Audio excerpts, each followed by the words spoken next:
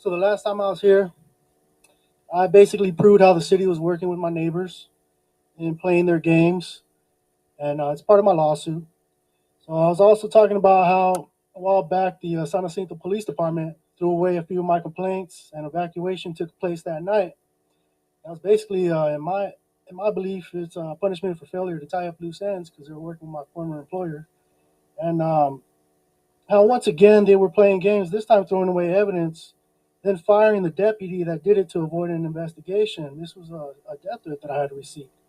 So I sent that info to the DA because I know they're not going to investigate it here. They're not going to investigate themselves. And I stated, quote, the department is either protecting the person that my complaint is against or intentionally making it difficult for me to file a complaint. I sent that out on Tuesday night, the 18th. Wasn't there an evacuation on the 20th here? Something like a gas line that was hit during road work. And it's funny how the days before and the days after, there really hasn't been any work on that road. Kind of like they just popped up for the day. So, like I said, they're throwing away evidence for a death threat that I had received.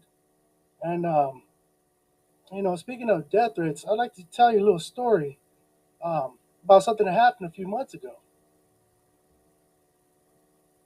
April Fools.